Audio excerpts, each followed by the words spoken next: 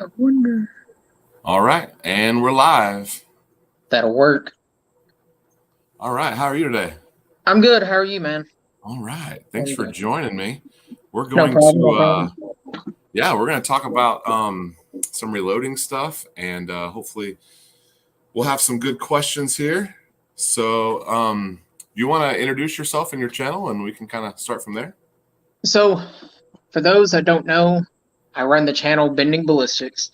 My name is Ryan. I shoot on the semi-pro and pro-am circuit, in the PRS circuit, and the National Rifle League circuit. On top of, I shoot pro-level national three-gun with guys like Jerry Michalak and all those guys. Ooh, So I've been doing this for a lot of years. I'm not new to the show, but I'm also not old to the show, if that makes sense. Now, I do have a lot more time with the three gun stuff than I do okay. with PRS. However, I still have quite a few years with PRS. So um, I started shooting quote unquote competitively. I don't know if you were ever in Boy Scouts or Cub Scouts. Yeah. So where I got the competitive sports for this type of sport is, do you remember like going to summer camp and throwing axes and stuff like Oh, that? yeah.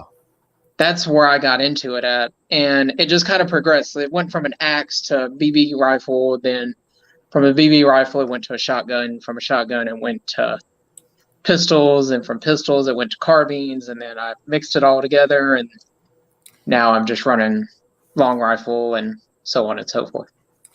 So you said three gun. Can you tell me what guns you're running, like what brands and models and um, So I calibers? run a Beretta autoloader 12 gauge.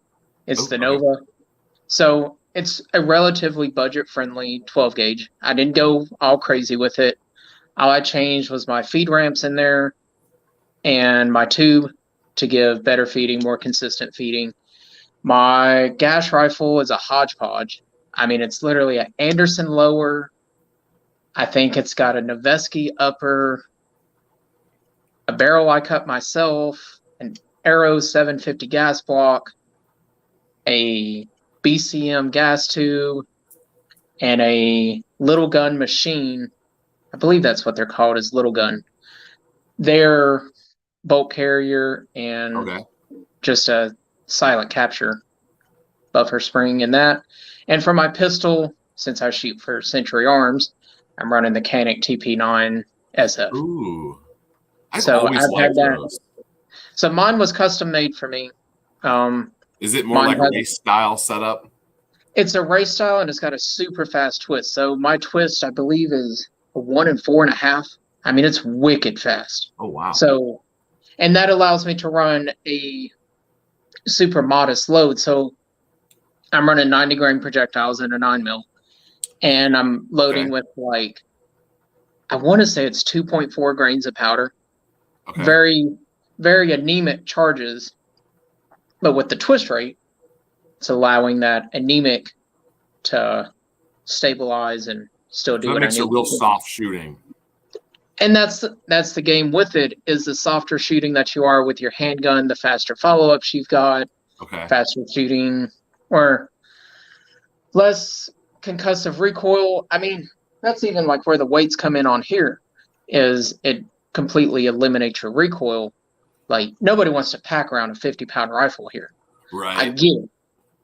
But weight knocks out recoil, which the 6.5 already doesn't have a lot of recoil. But now let's take even more out by add a bunch of weight. You know Okay. what I mean? So your PRS rifle is what you're talking about there is your 6.5 Creedmoor. Yeah, so 6.5 Creedmoor, we call it 6.5 need more in the PRS world and the NRL, because definitely needs more power behind it. But it's that 30-degree shoulder bump. I mean, you can't beat it. It runs an anemic speed, but it's super efficient. So when you Yeah. start looking at your BRs, your Dashers, your GTs, your 6 Creedmoors, your 270s, that 30-degree shoulder bump with those anemic speeds gives you better terminal. I don't even know that terminal is the right word, but better terminal trajectory downrange. Does that make sense? It means it's flatter shooting, right? Yeah, but there's no such thing as a truly flat shooting cartridge, because no matter what, it goes in an arch. From the moment it leaves your barrel, it starts falling. So you have to arch it in there, no matter what you do. But you're not banking them in there from the moon, though. No, I mean, when you're talking banking it in from the moon is where I'm shooting 22 out at 1,000 yards and things like that. But that's all fun. The next one for you is I've heard you have a world record in 22. Yeah, I'm going to have a world record in 22. By the end of 2022, I will have that world record. 22 is the year of 22. Gotcha. It is. I mean, 2017, I goofed up and missed that one. And that was the year of the 17 HMR. So this year, 2022, it's the year of the 22. You can't find any other ammos, so why not? So what is the world record going to be, or is that a secret? So it's 1,200 yards with a standard IPSC. Okay. So the world record, 14 by 12 is what it's going to be. 14 long, 12 inches wide.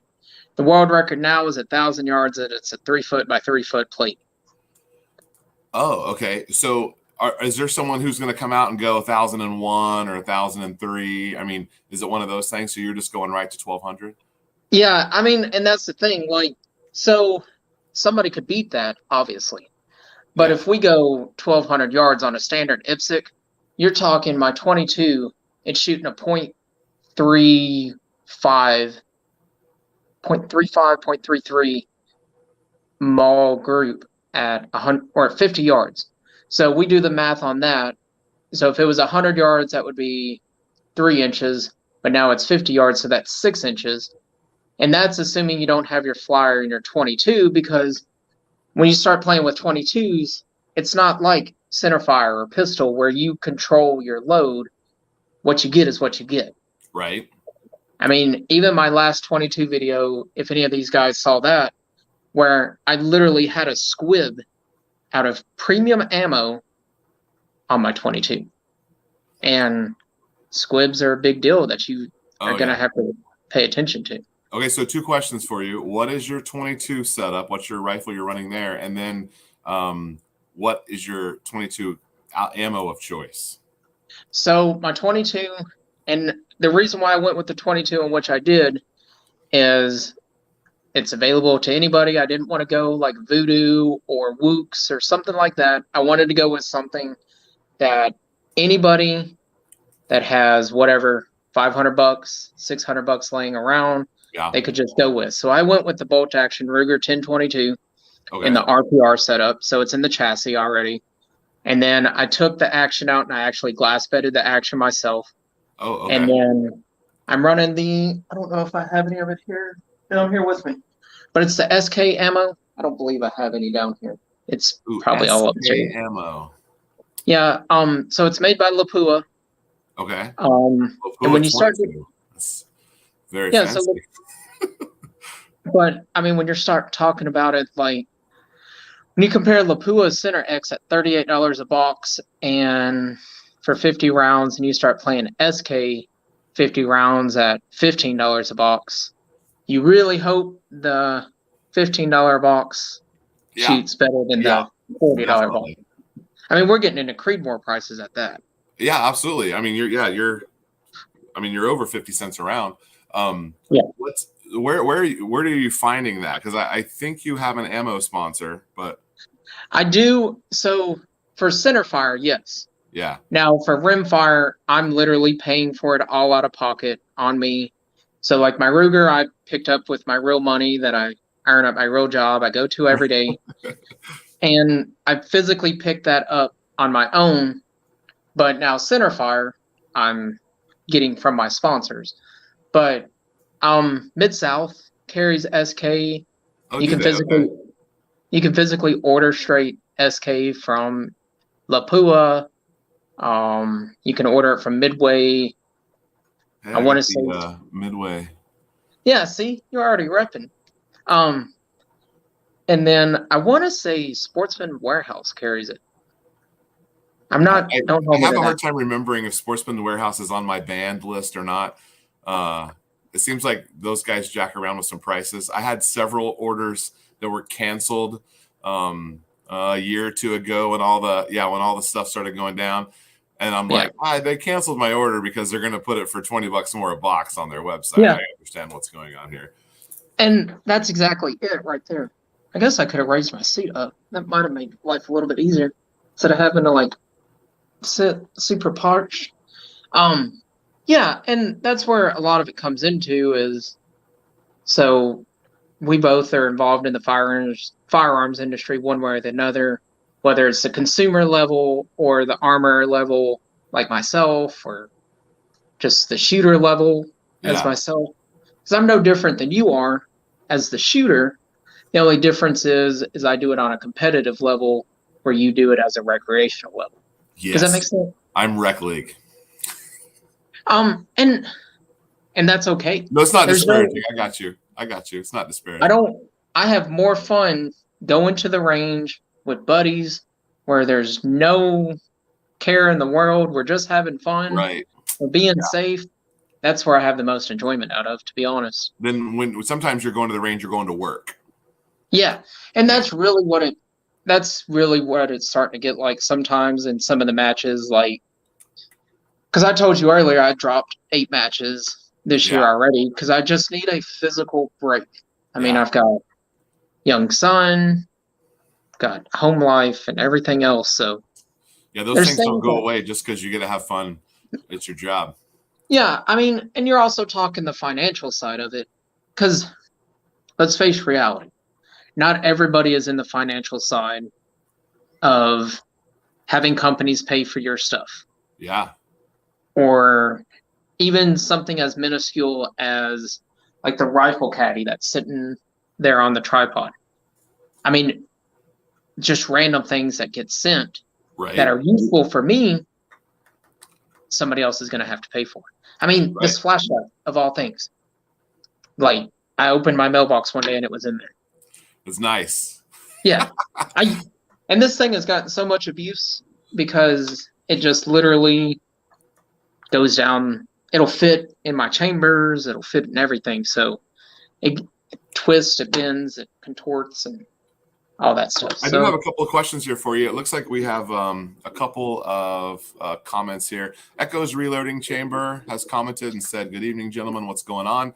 Echo is a buddy of mine. I don't know if you've came across his channel or not, but he's a really good guy. He has a channel. He mostly does a lot of live streams, conversations, and stuff. So I'm gonna need to have him come join us sometime. And then practical. Well, if he wants to join tonight, if him and PA both want to join, and like you're able to send direct to them, like we can have a group conversation if you want. Yeah, let me see if they'll respond to us here and see. And then the other one was Practical Accuracy. He says, "I'm no longer faceless," which I had said that I was going to go faceless at 10,000 subscribers. I'm at 5,400, and you can see my face. For the most part, I'm still going to remain faceless. But if you tune into the live stream, this is what I look like. The face of the faceless does appear from time to time. Yeah. Sometimes on my shooting videos, you can see my face.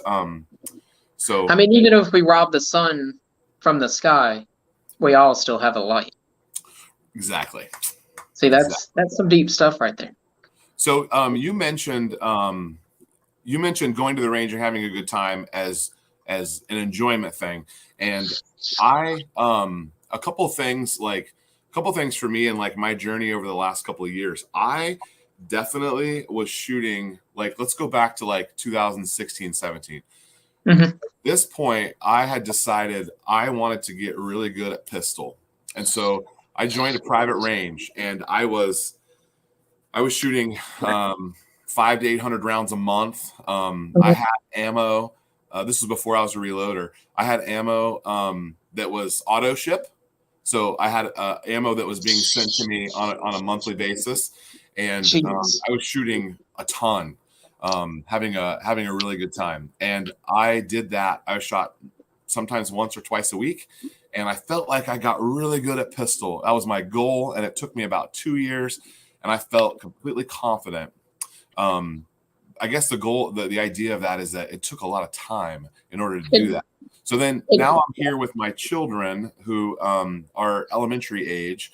My daughter is 9, and she is really enjoying going to the range and just having that like activity, of, hey, and I asked her, do you really like shooting, or would you prefer that we just go, throw a softball at the park or throw a frisbee? Like, is it just that we're hanging out, or do you really like shooting? And she's like, the more we go, I really like shooting. And I'm like, music to my ears, fantastic.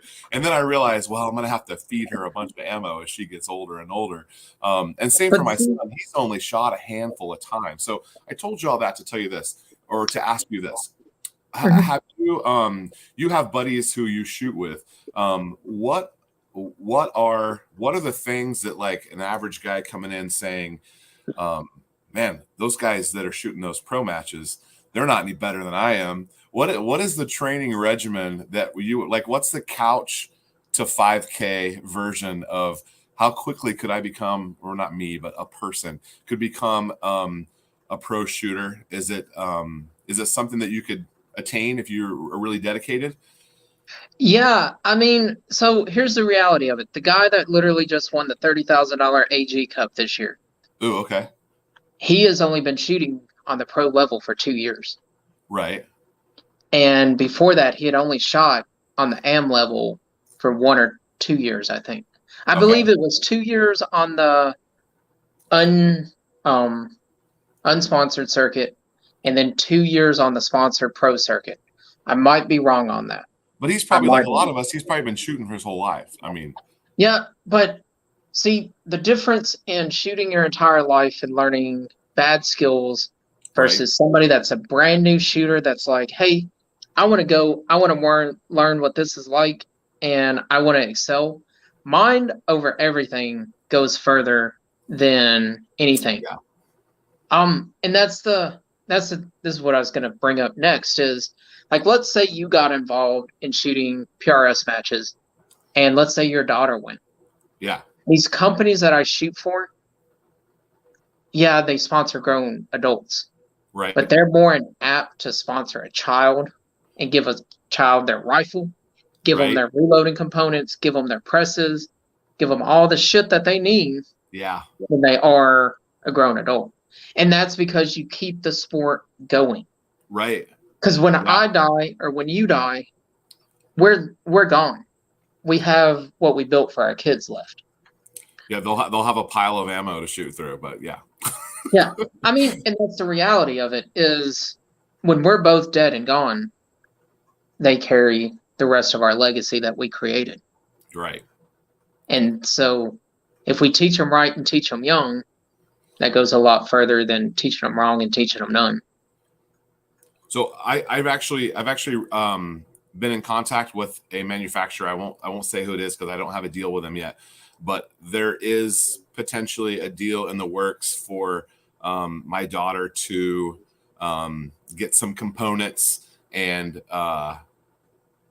maybe try to like learn to be because I told them I was interested in documenting the process of her learning to love shooting.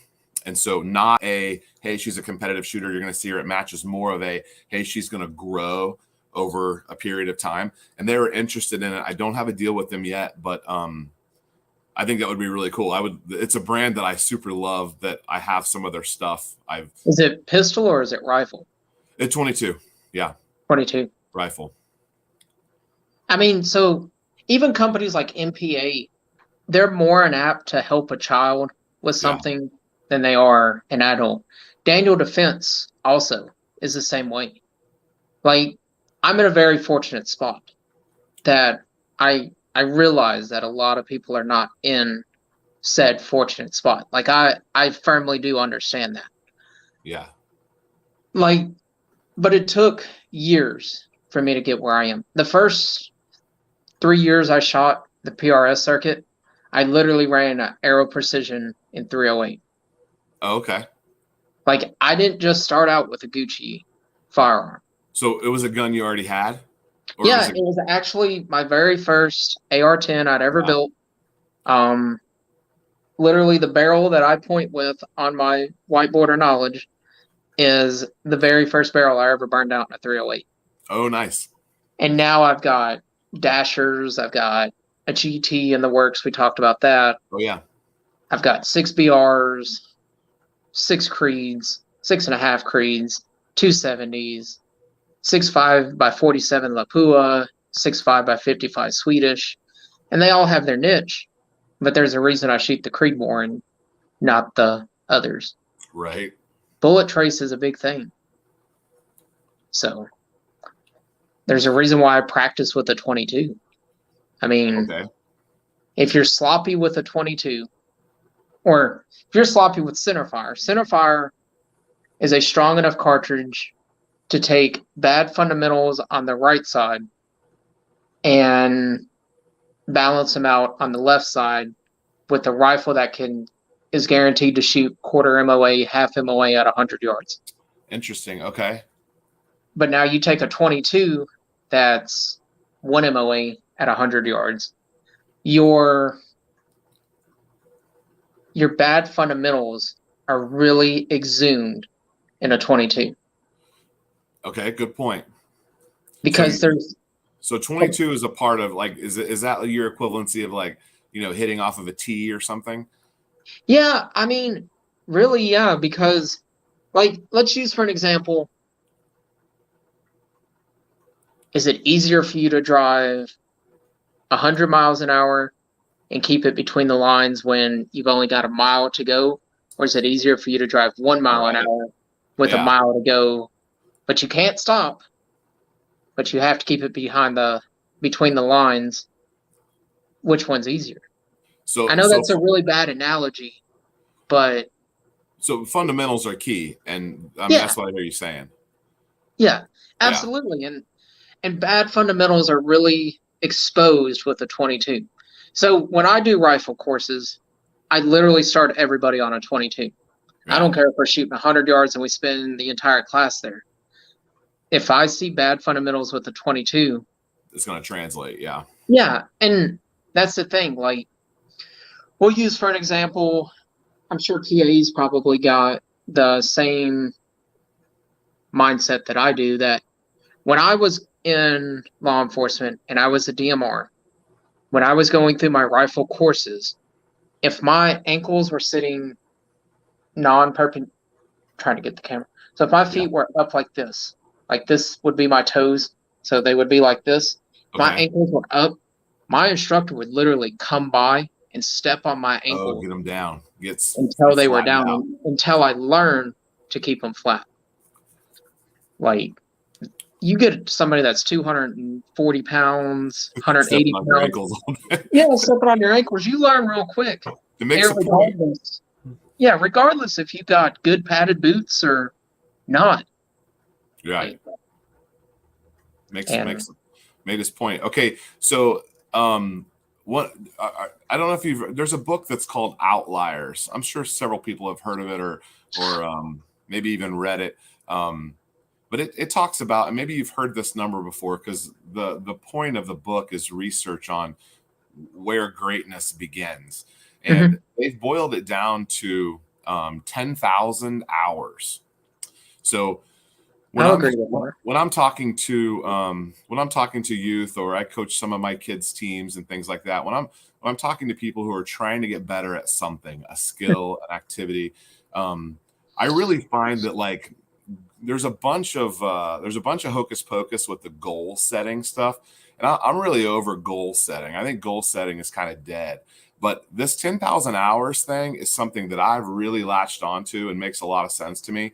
And the point of 10,000 hours is that like you can't go to the range today and then wake up tomorrow as a way better shooter. And you can't even go to the range like 3 days in a row and wake up the next day and be a way better shooter.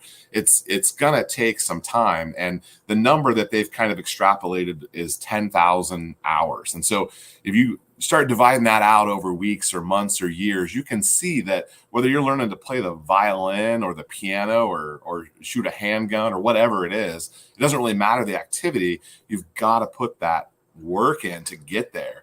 And I find that humbling and inspiring, and it makes my goal want to be to get those 10,000 hours, not to set, some crazy goal that's unattainable or something. Well, 24 hours in a day, 100 days is only 2,400 hours. That's not an overnight thing.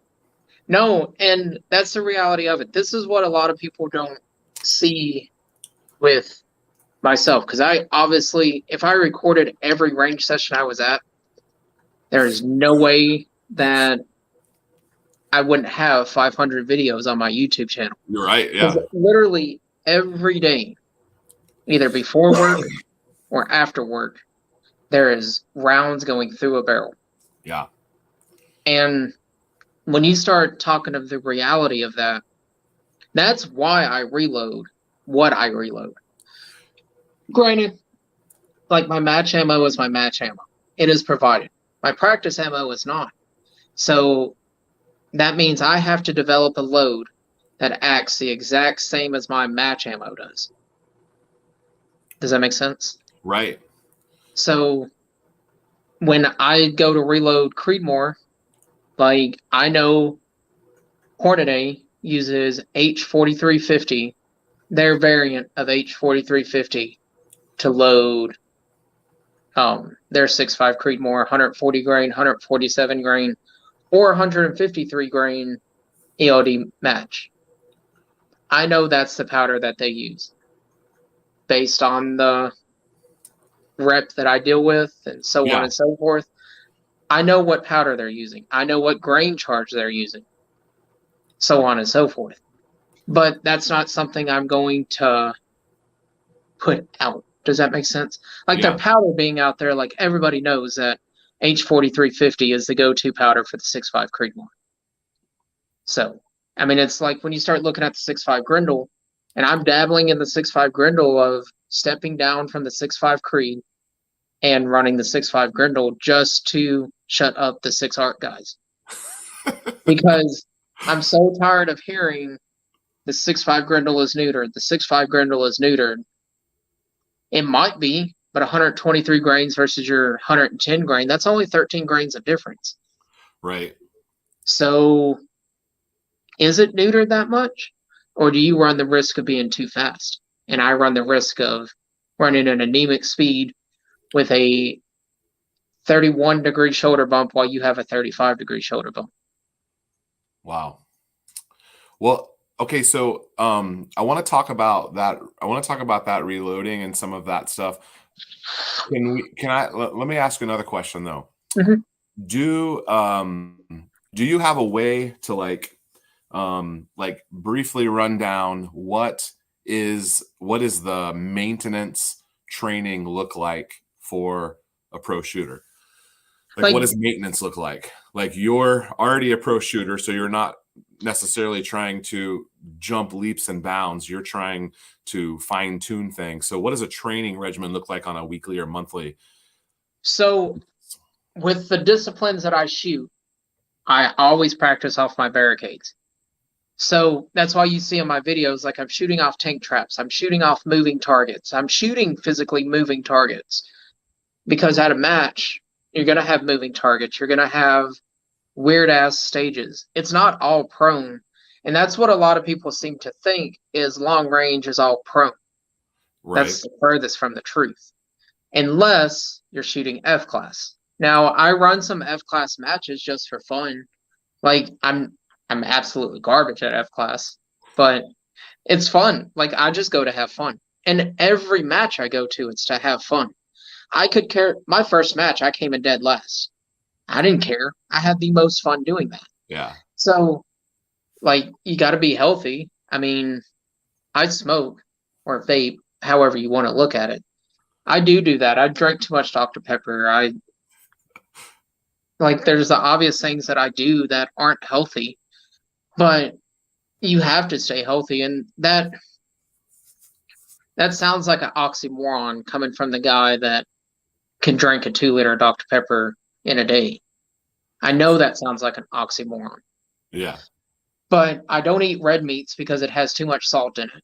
salt causes your blood pressure to be high. With high blood pressure, it causes you to shake. Causing you to shake causes you to move your rifle. So I don't eat red meat, Okay. which everybody loves their bacon, everybody loves their beef, everybody loves their pork. Nobody can afford bacon anymore right now. But the best thing I ever did was cut out all that. Okay. And on the health side of things, as far as like health for shooting. Okay. So like I lift weights every day. I don't overexert myself on weights. So when I was in high school, I was pressing 265, and now I'm pressing like 180. Okay. Not crazy, but it's just enough to keep my upper core where it needs to be to pack a 50-pound rifle Right. 3 to 5 miles on a weekend. And be in uncomfortable situations and positions and Yeah, I mean, and that's the thing, like, um, with having young kids, you know how it is. yeah. They're wild, and you got to be able to catch them. Yeah. I mean, it's the reality of it. You got to be able to catch up to them, and if you can't do that, what are you doing? You know what I mean? The fastest thing in my house right now is my 6-month-old Vizsla puppy. Oh, dude, I've got a husky, so I understand.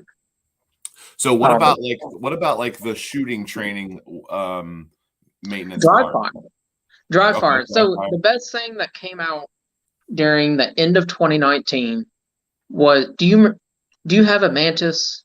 Um, it's the Mantis trainer. It shoots a laser every time you pull the trigger. I have one that I don't think it's Mantis brand. I And it have tells you like if you're squeezing too hard, if your palms are loose, if your grip is funky, it tells you all that. the one that I have clicks and shoots a laser, but it shoots cans. It doesn't shoot that target. The Mantis is a target, and mine Yeah. has little laser cans that fall over. I mean, that works, but that dry fire goes a long way. Yeah. I mean, I dry fire I need to get that out. I haven't used that in a while. countless rounds because so even though my triggers are turned down to 9 ounces, 6 ounces, five Oh, ounces, wow. it's not generally truly 5 ounces every time I pull it. Yeah. One time it might be 5 ounces. The next time it could be 4.5 ounces. The next time it could be 8 ounces. Even though you have it turned down to the lowest setting, the way your spring tensions are made, it's not generally going to be 100% that every time. Does that make sense? Yeah, it's going to break a little different each time. Yeah. And figuring out how your rifle breaks makes or breaks a shooter. Like I've got a gas pedal. I don't know if you can see it behind my bolt here. Like I've got a gas pedal on my rifle, like right above my grip, like right over here. I don't know if you can see that or not. That's for your thumb? Yeah, it's a thumb rider. Yeah. So like literally when I'm shooting, hold on, I'm trying to. So when I'm shooting, my thumb, how everybody wants to wrap around a grip like this. Sorry, I'm having a little bit of trouble finding this camera. So everybody wants to grab around their grip like this and just be good to go. I run my thumb up here. I don't even wrap around here. I don't hardly even touch my grip. So literally, if this was on my rifle, my hand's like literally floating. I don't touch my grip. So can you I've see got this? yeah. This is an AR grip that's 3D printed, and this was allegedly designed by a competition shooter. I don't know his name, but it's got this Gas pedal. this rest for you to bring it back to the other side. And people don't realize whatever 2 extra ounces of a squeeze literally forces your wrist to cock.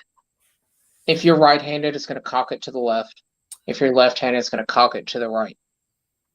And when you start looking at your misses, if your grip is too tight, you're going left. If you're right-handed, normally, generally. Now, there's exceptions to the rules, like full lungs on an exhale, on an inhale, so on and so forth. But if you're gripping super tight, you're already hindering yourself into manipulating that rifle one way or the other. Does that make sense? Yeah. Yeah. And they have that little target that you can see at the range where when you're shooting handguns, it tells you which way and why if the bullet went that way. Yeah.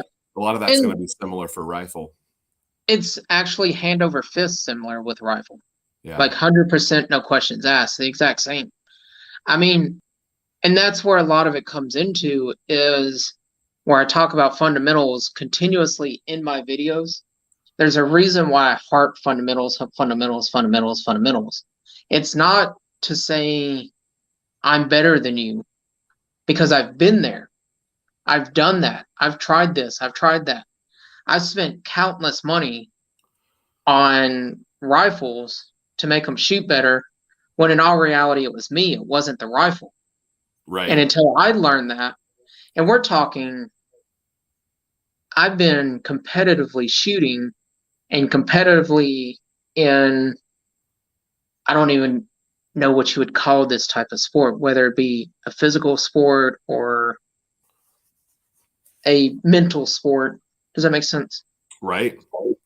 I don't know how you'd really classify it, but from the time I've been 10 years old, I was shooting shotgun 12 gauge at 10 years old with grown adults competitively. By the time I was in high school, I was top in the state with a shotgun. Like, shooting shotgun's one of life's pleasures. It is. I don't disagree. Man. But you know what my shotgun coach did for me when he first started teaching me? And like, we didn't grow up with a lot of money. So like, I call him my shotgun coach, but it was literally a family friend that I went to the gun club with. He ran the gun club, so he ran the shotgun matches, so I got to use his shotgun and play with his stuff. But he taught me a lot about shotgun and 12 gauge and so on and so forth. And he literally passed that, I don't know how you would say it, like his knowledge onto me. And still now to this day, even though he's older, I still go to him for reloading advice, and I've been reloading for 8, 10, 12 years. Yeah, that's nice. The community is awesome. Yeah. And that's the other thing that people have to realize about 3-gun, PRS, NRL, 22 NRL, 22 club matches. As long as you're not being a total tool when you go there, like, and that was my mistake when I first got into 3-gun. I was young. I was naive. You were really badass. Yeah, and I was like, what are you teaching me? I already know how to run a shotgun good. I can run a pistol. I can run a carbine. Sit down, old man, and watch. Yeah, and when you get humble those first 3, 4, 5 times, you start listening when somebody's like, yo, do this or do that. And it was the same thing when I went into PRS. Because when I initially got into PRS, I was already top in my league in 3-gun. I was top in IPSC. I was top in 12 gauge in my region, in my state. I went into PRS and I was like, this skill is going to transfer over. Little did I know that it does not. When 3-gun only goes out to 600 meters and PRS doesn't start till 500 meters, there's a large gap there that has to be filled. But like the stages that I did really good on were the ones that were at 500 meters that were multiple targets, just like a 3-gun match would be. So like you would have little ducks in a row of like 10 or 12 ducks in a row like this, and you'd have to shoot big to small. Well, I could clean that stage because that's just like 3-gun where you're shooting down the road, just do do do do do do. Yeah. But then when you're having to shoot 500 meters, 700 meters, 800 meters, 1,000 meters at some of them, or they counted it in yards at 500 yards, 600 yards, 7, 8, 9, so on and so forth. One in, one from the short to the long, and then long to the short. I mean, until you can't dial for dope, you have to do a holdover. 3-gun, we didn't do that. We didn't do holdovers. What's a holdover? What the hell are you talking about? What do you mean I can't dial up my object? I mean, so you had a question from from one of your subscribers about ladder testing and load development. Let's go back to talking about some ammo. I know that you've got probably a pretty proven formula for what you're testing on the daily basis, but for someone who doesn't have a load figured out, what would you what's Let's a get our simple let's get our reloading Bibles. What's that? Let's get our reloading Bibles. I'll get mine. You go first. Hold on. You got your Hornady handy? No, actually, I do not use a Hornady reloading Bible. I use a Hodgdon loading Bible. Oh, I want the Hodgdon one. I have a Lee one, and I have a Hornady one. All right, so, like, here's what we'll go on into it real quick. All right, so what cartridge do you want to pick? I mean, do you know what that guy was shooting? 338 Lapua. So I've got a wicked load worked up for the Lapua, so that's kind of cheating. Okay. I mean, probably 223 or 308 would be the most applicable to someone watching. We'll go 223. Okay. Since it's literally right here. It's pretty run through. I feel like you could probably take some pretty good shortcuts with some work other people have done. Oh yeah. I know you watch Johnny's Reloading Bench. You've seen that guy, right? Yeah. I follow some of his stuff. I'm not even gonna lie, but some of the stuff he does, I'm not super keen on. But that's okay. That's neither here, neither there. Yeah. I don't believe that you should have your people watch you trim brass. I'm sorry, that's the dirty work. They don't want to do that. Hey, Jack Stelio says, did Hornady ever apologize to the people? I don't know what he's referencing. Do you know what he's referencing? So what he's referencing is Hornady's decision to tell their employees, if you want to work for us, you get the COVID shot. If you don't want to work for us, don't get it. So same as like the Dickies thing or the Carhartt thing. And Carhartt, I think, was the big one. Yeah. And I'm going to be brutally honest with you. I'm not going to get into that because I have a very different feeling than a lot of people. I didn't even know that was a thing for Hornady. So let's say that they did not, Jack. I don't know that we know they did. So my thing on that, and this is going to sound very harsh when I put it this way, an independently owned business can make whatever fucking rules they want. Yeah. Does that make sense? And I don't mean that to be an asshole to anybody, but Carhartt is literally down the road from my house. Oh, nice. Okay. I drive past them picketing and everything every day. Was they're picketing outside, the whole deal? Yeah. So they're not rioting over it, but they're in a riot over it. Right. And Red Cap is a company that makes Dickies. Okay. They're literally founded in the town in which I live in. Oh. So Red Cap is literally from the town that I'm in. Now they don't have a facility here anymore. It's now a fireworks and explosive manufacturer there. But that facility is literally here. Like, they can make us some primers. Shit. So we're going to go to the wonderful Bible here. All right. Reloading. And we're going to... What powder are we going to pick? We're going to pick Varget, since Varget's pretty well around the web. Good powder for 223, 308, 6mm, 243, so on and so forth. Let's go with the stand. I know that like people are going to be angry that they can't find Varget, and as a new reloader, for me, Varget is like a mythical creature because I've never owned a bottle of it.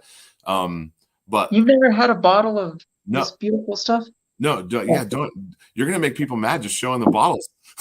Oh man, I better not show my 8-pound jugs. Now I've had to make some other choices. I've got that's an empty bottle I just went through.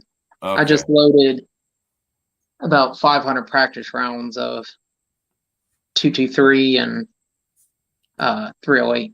So that's empty. Yeah, okay, so tell us what you did, and let's use Varget because I feel like, I mean, hopefully one day everyone can have a bottle of Varget again. Okay, so when we're looking at our reloading Bible, like, and that's what I call my reloading manuals, is my reloading Bibles. Because it's got all your information here in case the interwebs go down and so on and so forth. So we're going to find... Off the grid reloading. Yeah, I mean, everybody likes to load with 55 grain projectile or a 62 grain projectile for the 5.56 223. Right. So we're just going to keep it simple, and we're going to go to the 60 grain. It's right in the middle. Because you're not going to find load data for 62 grain, but you're going to find load data for a 60 and a 63. Okay. So generally, they're not going to have 62 grain in there because it's an oddball weight that is a military specified weight of projectile. Now they're up to the 77, so you're going to start seeing 62 grain weights be published because it's no longer going to be a hidden information. Does that make sense? Yeah. I would love to see some heavier 223 on the market. So we're looking here on the 60 grain of Hornady VMAX is calling for 25 grains, but on the 63 it's calling for 24.5. Okay. Okay, so that tells me I have a half grain differential there of my starting load. Well, if I'm going 1 grain less, I'm going to start at the 63 versus working up, and know that I'm not at my minimum there. My minimum could probably be 24.2, 24.1, so on and so forth. You know what I mean?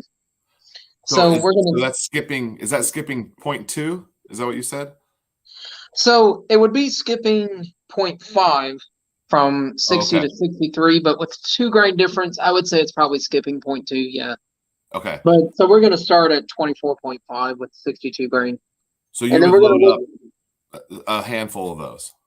Yeah, we're going to look what our max load is. So if our max load is calling for 26.4, I'm going to look somewhere in the realms of 25-ish there, and then start doing my ladder testing. Now with the 223 in a gas rifle, and that's what I call ARs or gas rifles, because that's just what it's been beating in my head. I know that my PSI max is around 50,000 PSI, or that aluminum can fail, bolts can come apart, bad things can happen, gas tubes can get messy. So we've got to remember to stay below that 50,000, 51,000 PSI. Because normally, if you go up to like 50,700 PSI, you're going to be okay. You know what I mean? But it's when you start getting way over it, like to 51. And I know that doesn't sound like a lot of PSI. 300 PSI doesn't sound like a whole lot. But it really is when you're comparing micro sections to maximum sections. Does that make sense? Yeah. And your load data always changes because this industry is a very great industry. It is very advancing and constantly changing. So like my reloading book that I have here, in a year, these loads could be completely different. Well, they got to sell you the new book too. Yeah. Okay, no, I lied. There's a 62 grain load here. So Bargain is calling for 22.1 and a max of 24.1. I'm sorry. 22.1 and a max of 24.1. Okay. So that means that that can't be right. Oh no. Oh no. No, there's no way that can be right because it's saying the 73 grain is 22.5.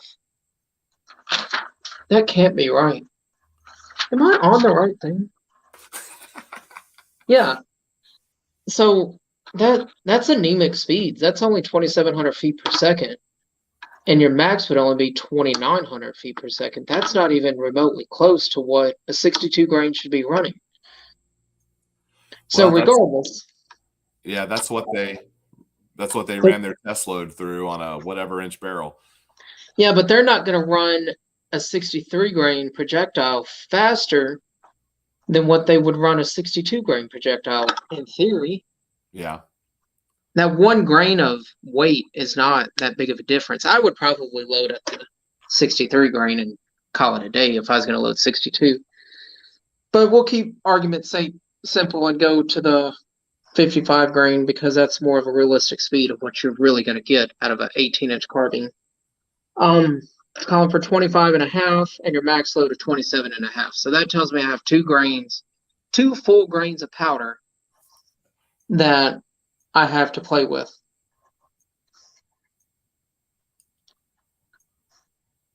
So with that 2 grain difference, I'm going to start looking at the middle of the road with my load. So I would probably go, let's say, roughly 26 grains of powder. Okay. Now this load data is strictly, I hold no reliability for said load data. Right. Does that make sense? Like, if you're using this load data, this is your responsibility to make sure you know what pressure signs are, so on and so forth. I hold no physical responsibility for somebody else's mistake. Does that make sense? Right. And you got those numbers right out of the book, so you're not. I'm not telling you to your secret reloading book here. Yeah. Like, this is literally straight from Hodgson. So we can see this right here. So you're going to pop in at 26, right in the middle. Yep. And then I'm going to start playing with seating depth. Oh. But see, when you start thinking about seating depth, let me see if I've got 5.56. Hold on. You're going to play with seating depth before you play with more or less powder? Yes, I am. Because if I figure out what my seating depth is, I'm going to use this wonderful 300 blackout. Wow. Okay. Because more powder means a longer bullet. Okay. So we'll take 300 black right here. It's deep primed. It's just my dummy round. 300 black. Here's another dummy round. Seated at totally different lengths. Right. Like, I don't know if you can tell that. Yeah. Pretty big difference between those two. That's how I'm going to play with my seating depths, because too much extension of your bullet creates pressure. Too much impression of your bullet creates pressure. And that's how I'm going to determine where my pressure signs are. And there's so many different ways of finding pressure signs. So you might have a case here that's split down the neck. Right. That's way too much pressure. Yeah. But then again, your primer might literally bulge out. Yeah. I've got some 223 brass here. This 223 brass here has been loaded probably 15 times, and it's still in good condition. I don't push extreme pressures with it. Right. I'm looking for consistency of what consistency can be. Like, but your gas rifle, there's so many places to fall off into the weeds on these things, because and there is, and that's the problem, because like my book can tell you this, and your book will tell you something completely different. Right. So I've got 3 or 4 different reloading books from different eras of the era of the 5.56 when it was in its peak with Mike 14s and stuff like that. I mean, in its neutered stages in the Mini 14, like in just its pure infancy of it all. So how many seating depths would you tell someone to try? Because you're going to say grab 26 grains of powder, and you're going to say how many seating depths would you try? I would start at my minimum overall length. Okay. And work up to where it says the maximum overall length. So when I'm looking at 223 here with my 55 grain Sierra hollow point, my overall case length should be 1.750. Now your magazine might be, I've got a shitty mag around here somewhere that I test everything with. Yeah, because you got to make sure it fits in your mag, and yeah, that's your limiting factor on. So we'll take this Grindel round here that I've got. It's deprimed. Like, I know when I set this bullet, it is literally at the edge of my mag here. Now, this is a Grendel mag, or a Grendel round. But we'll take the 300 here also, which this is still a bad comparison because I don't have any dummy 5.56. But that's going to tell me that that's still going to feed out and act properly.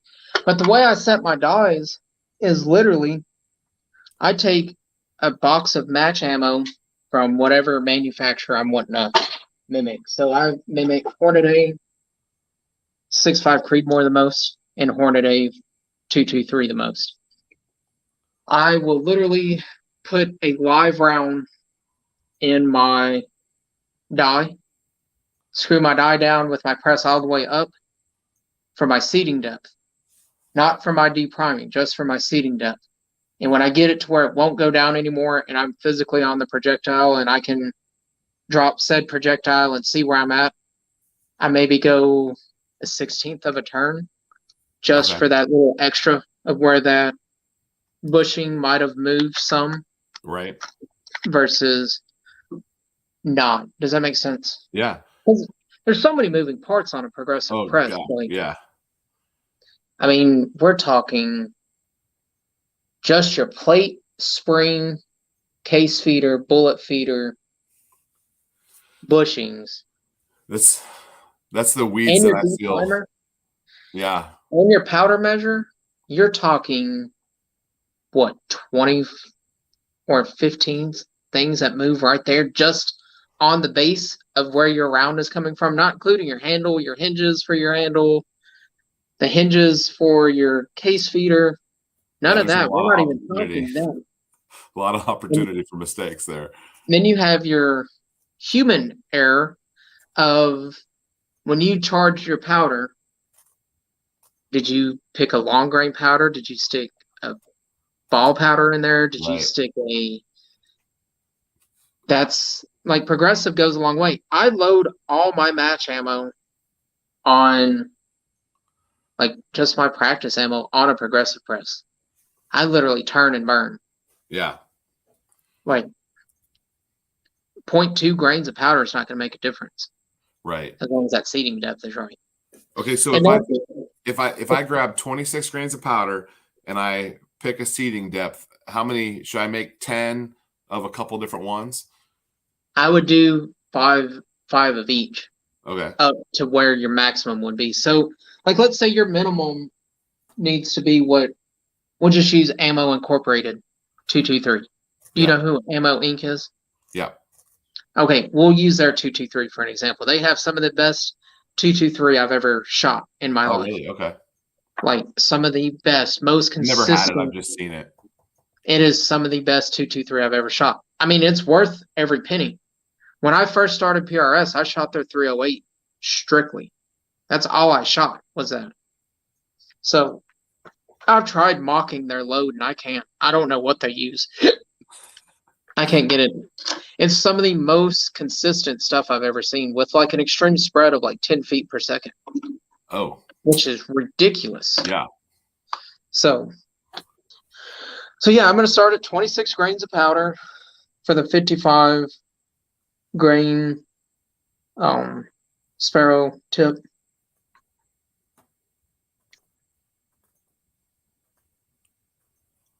What? Okay. This makes no sense. Okay. Here I am. I'm going to start at like 26 grains of powder and work my way up on my seating depth, going like 2 100,000ths of a time or 2 10,000ths of a time. Okay. Or 1 10,000th of a time.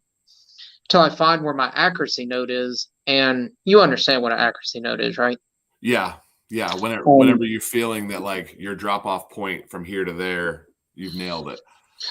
Yeah. And so like if you think of your bullet leaving your barrel, like the center of this, like up here is a high node, down here is a low node, and you want to be as center as you can. Try to get my finger center.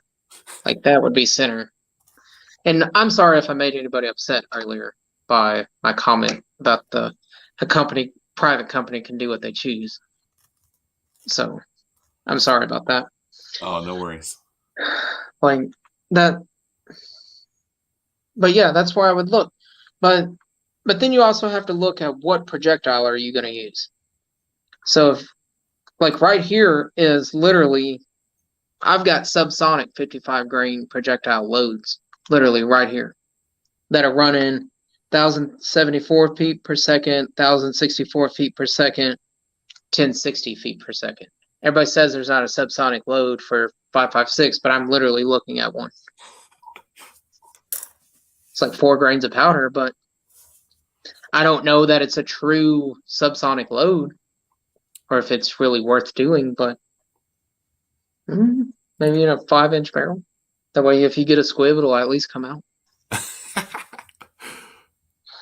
One of my subscribers who's always commenting, he just says, "God bless you," and good to see a stream. He comments on a lot of videos. Seems like a good guy. Oh yeah, dude. Is he still in here? Yeah, he just commented a second ago. He might still be here. I don't know. I don't know what he's up to. What are you up to? I think I don't know if his channel is called Pencots, but I don't think he makes videos. I haven't seen anything from him, but he's always throwing the God bless you, and he's always watching. So, oh yeah. And then like the one thing that everybody needs is a good set of calipers. Like you've got to have good calipers. I did not I had a pair, luckily, when I started reloading, and I did not realize like that I did not know how to use a pair of calipers. Now, do you have the digital ones or do you have the mechanicals? I have a digital one. I don't, man, I feel like I need to stay with the digital one. I don't want to confuse myself with the analog, but I've got one real similar to what you had. It's a good brand. Yeah. Mine are nothing special, but I've been doing this for so long that I can pretty well see if I'm too short or I'm too long. Because I've been reloading for so long of these common calibers. Like, we're looking at my dasher right here, and the loads for it, I literally had to develop a load for my 109s. Because it's not in this book here. But I knew what I was going to use for powder, and I knew what my minimum and my max was on the 107, and I just kind of went with it from there. And then the 6GT that I'm playing with right now, I know what this load is going to look like already. My 6.5x47, it's all in here, but it doesn't go up to the 115 grain. It cuts out at 108. So I've had to develop a physical load for that and everything else. You know what I mean?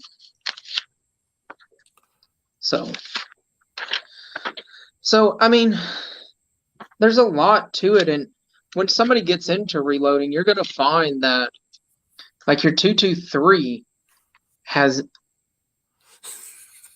his Craftsman AccuEye. I think that's what he's calling your eyeball. It might be. Just see it. Yeah, I mean, it might be. Yeah. But I'd like to stay with Husky or Cobalt. I'm just gonna... There's Miles. Miles is a great subscriber. He actually has sent me some stuff before. Has he? Yeah. Pew shit tube notifications. Yeah. That means he just hopped on YouTube and realized that we were live. Oh. See, I got the notification immediately. I don't know. That's odd. Check your notifications, Miles. Maybe you're not turned on. But like we can even talk about like loading on a progressive press, like the things that really need to be watched at. So when I'm loading for extreme accuracy, I load on a single stage. So like my world record attempt that I'm doing with the 6.5 Needmore. Yeah. I am physically going to load every single one of those rounds on a single stage press because I know how precise I need them. I mean, are you concentricity checking and everything? Are you going to check run out and run out? I'm checking exact bullet weights. So I've got about 4,140 grain projectiles back there on the wall. I know you can't see them, but there's about 4,000 projectiles there. That is the life of that barrel. Yeah. That I will have a nasty load look worked up and have shot that record with this barrel about 3/4 of the way burned out. Yeah. So you're going to have some variances there. Mm-hmm. But well, I'm glad that I did not really know how deep the weeds went before I got into reloading, because realistically, confusion says no to me a lot of times.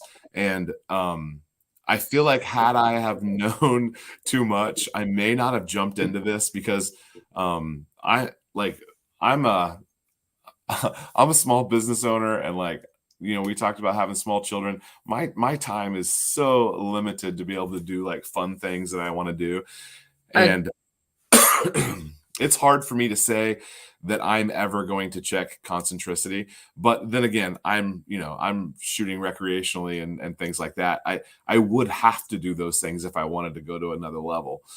Yeah. And you'll see these guys, and I'm guilty of this myself. I've got a single stage press I take with me to the range when I'm doing load development on one of my hybrid cartridges. So 6GT, 6-dasher. Loading at the range. That's seating depths at the range, not loading, seating depths. I've already got my load worked up, and I'm going based on my old load of what I'm using. Now I'll have discrepancies in there. I'll have some. We'll just look at the dasher, 26.2 grains of powder. I think that's what it.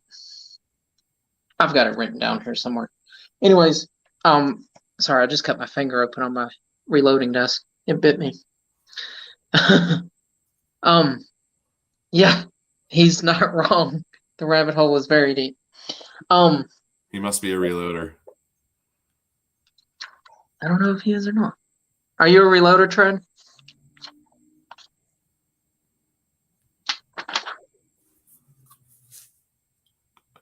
I think, as I recall, Miles is a reloader, as I recall.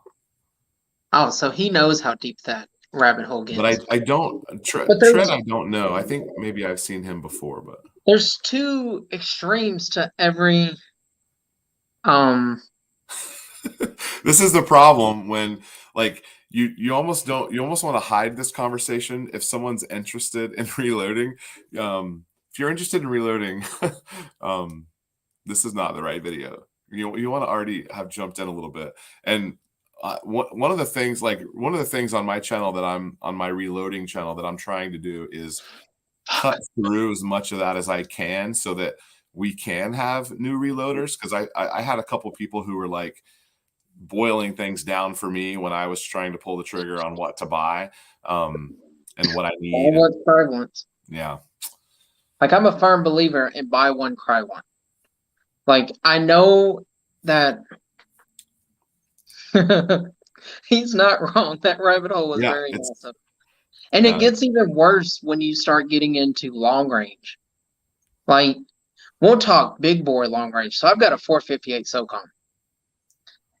And my SOCOM alone is a rabbit hole. Because I turned 50 AE brass into 458 SOCOM brass. So now we're talking about annealing. And I'm sure you have no idea what I'm talking about annealing, do you? Well, I do. I was going to ask you earlier if you were annealing whenever you said you reloaded those so many times. I'll anneal them so many times after I get about 14, 15 reloads.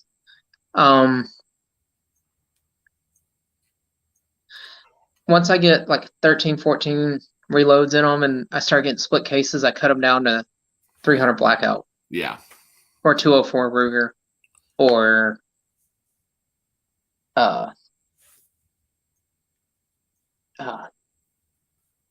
204 Hornets or 17 HMRs or.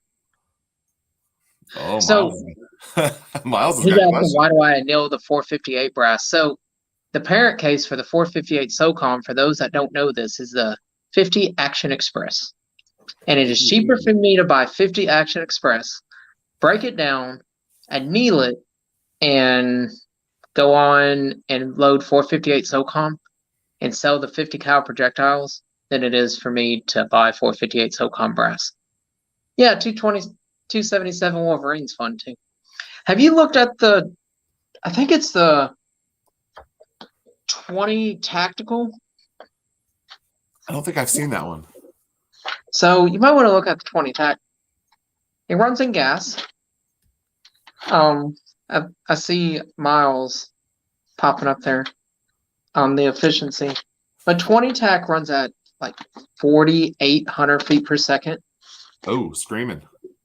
But it's not a barrel burner because it's a very anemic cartridge with like 17 grains of powder. Huh. I want to say it might be I don't know if it's 204 Ruger is the case, which would be the 204 Swedish or the 204 Russian. But we'll look. I'm You got not the going. 221 Fireball. My weeds will 100% stop outside of a handful of calibers that I've already predetermined. I don't own anything 308. I won't be reloading any 308. And why? That's the American cartridge. I skipped it. I skipped it and went right to the 6.5 Creedmoor. You can't skip the American cartridge. Even if you're like, I have no use for this. Everybody has 308. So even think of it. I'm an avid shooter with no 308. Even think of it in the realization of, I don't even want to go here because it's very political going here. And I really don't want to go there. But you talk about, let's just say every ammunition manufacturer shut down tomorrow, was never going to create another round ever again. What is the one round that everybody has? 9mm. Rifle round. Besides 223. Besides 223. What is the biggest big bore rifle that, I don't even want to say big bore because big bore is not even the right word. So you're definitely correct that like 308 is prolific. I mean, and it was hard for me. I felt like I wanted to choose one. And I was, when I started ordering, like this was like 2 or 3 years ago, when I decided I wanted to get AR-10 platform stuff, I decided, am I doing 6.5 Creedmoor or am I doing 308? And I looked at them as one or the other. Like I didn't look at them as like I'm super like efficient with individual decisions on those things, and I wanted to choose one, and I chose one, and I made my bed, and I like. Is it in a gas rifle? I have a 6.5 bolt, and I have a 6.5 gas. So you need to buy a 308 gas barrel and don't use it. I'm serious, don't use it. Oh, it's the exact same bolt carrier. And just have it. Just have it. But I don't have a single 308 round either. Yeah, but your neighbor does. Yeah, he does. I got a rad neighbor. And that's the thing. Like, there's a reason why, like, as much as I disdain the 308 now,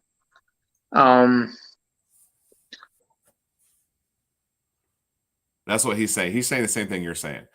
Yeah. He's just more blunt about it than I am, and I'm not gonna go there. I'm not gonna go there, but you load a 308. So my load for 308 is 178 grain projectile. It is a hammer, and it's still running 2,600 feet per second out of a 24-inch gas barrel. 308 short action miles. Max, I'm going to come back to your question here in just a second. So, and this is why, and this is where I had to make the decision, was because I sold all of my 45s. I sold the 45 guns, and I have a couple hundred rounds of 45 ammo. I sold 45s because, when I started shooting pistol 5-6 years ago, it was too expensive to shoot, and I didn't enjoy it. I wanted to shoot 9mm. So NATO rounds, I stuck with the 9mm, and then the 223 was the next one.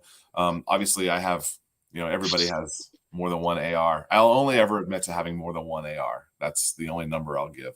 I have more than one. And then the next one was 308. And so naturally should have gone 308, but I felt like the innovation at the time was laning 6.5 Creedmoor, which I wasn't wrong about that. It's just that there's still a place for 308. There is, and just like Tread says down there, NATO cartridges are a staple of shit hits the fan. Right. He's 100% accurate. Now, I will disagree on the 50 BMG because who has 10 grand laying around to go buy a Barrett? That's where I'm going to leave that there. Because not everybody has the 10 grand to go buy a Barrett.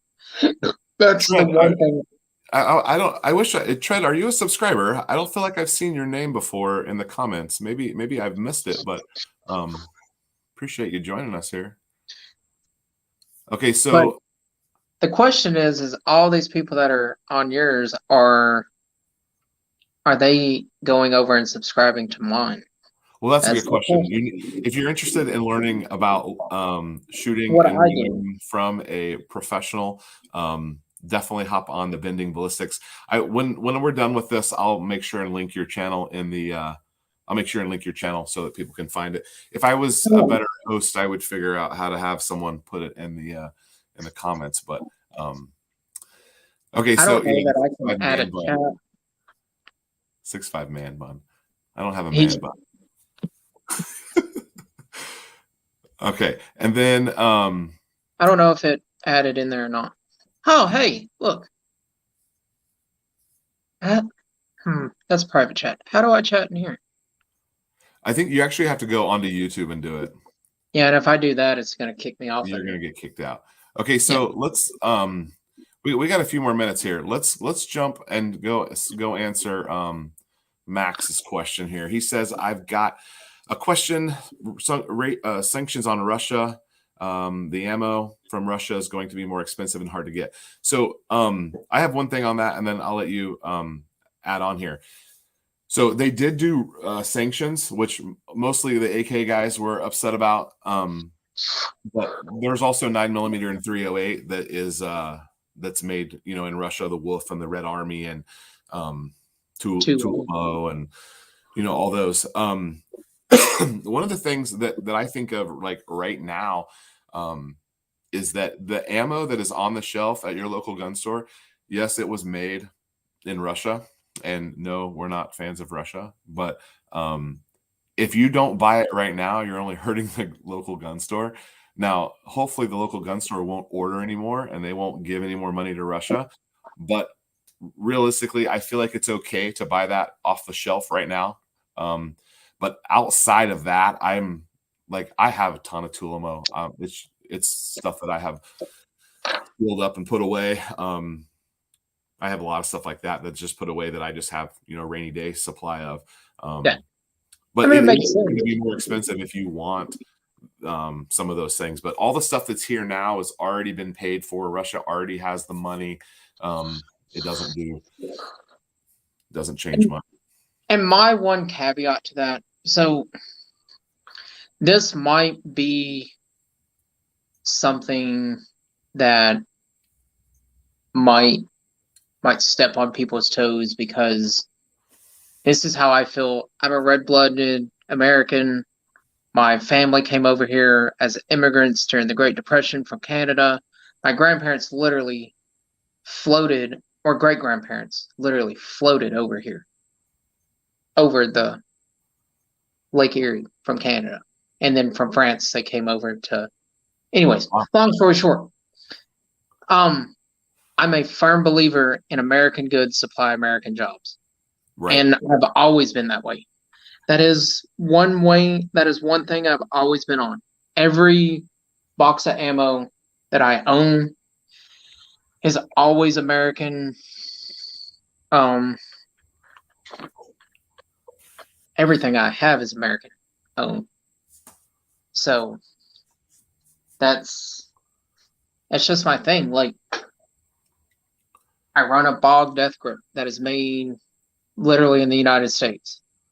I run Vortex, literally made in Wisconsin, or owned in Wisconsin. Now, not all their scopes are made in the United States. I'm not going to argue that, but it's an American company that employs American people. I'm a firm believer that you should have. I'm not saying when you're on a budget that if all you have is 5 rounds of, or you can only afford 5 boxes at $6.99 of wolf ammo to go shoot at the range and just plink, when you can only afford 1 box of 6 hour or 1 box of ammo incorporated. I think the trigger time is more important than that. However, I do think American projectiles and American ammo all the way. I've had Tula ammo blow up in one of my rifles before, so you won't see any Tula in my house. So I'm just gonna put that out there real quick. It was a 308 round. It literally exploded in my gas 308.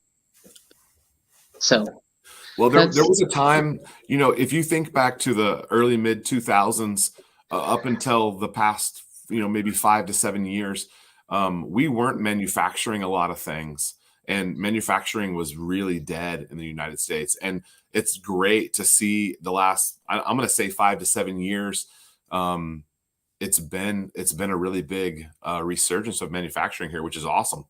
It has, and that is good. But this is one thing that I've learned about Americans in the years I've been on this earth, I guess, lack of better terms, is Americans are more apt to want to spend $1.99 on something versus that's sad. Versus $5 for something that's American made. We'll use for an example a Colgate toothbrush. We'll just throw that out there. Colgate toothbrush. That Colgate toothbrush costs you $5.99, but that Walmart branded costs you $1.99. And the Walmart branded comes from overseas, but the Colgate is literally American. All of Colgate's manufacturing that is sold in the United States is literally made in the United States. That includes their dog food, that includes their toothbrushes, their toothpaste, their mouthwash, so on and so forth. Hey, thank you, Tread. I just got a couple moderators on here now. The way they can post some stuff. Okay, so well, good. If we got some moderators on there, that makes life a lot easier.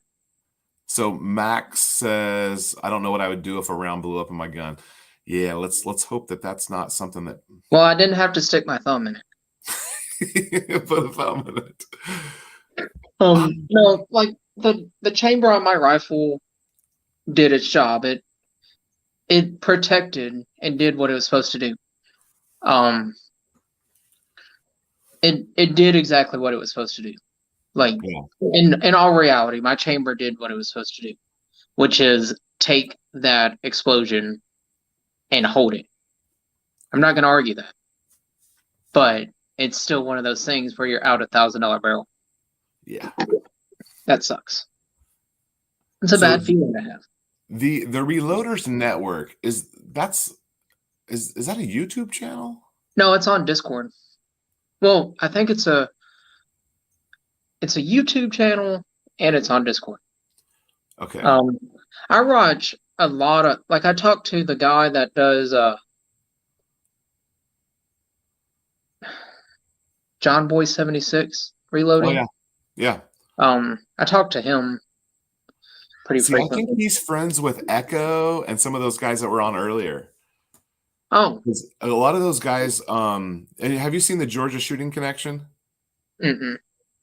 A lot of those guys are friends. I know them from I just know them from Echo. Yeah, I follow Johnny's Reload or John Boy 76 or High Boy 76. I don't know what exactly his channel. Miles Rose. I guess Miles Rose channel. I don't know if Miles makes videos. Loads of bacon. Oh, geez Louise. Yeah, I mean. Oh, it's a website, Reloaders Network.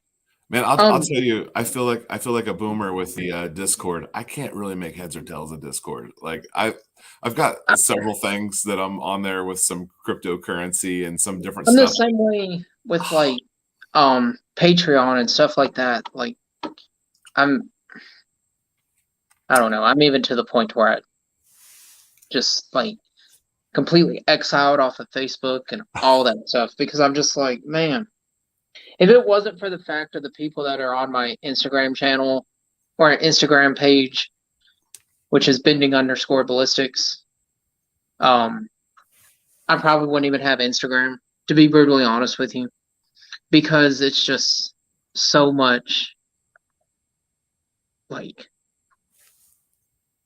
uh, I don't know, it's so much drama all the time. I mean, the best thing I ever did really is delete TikTok. That, that just makes you quiver.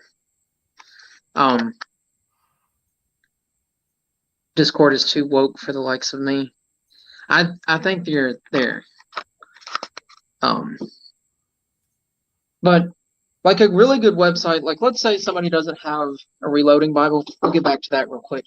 Um, a really good website that guys need to check out and look up is it's called HodgsonLoadData.com. They have a great website.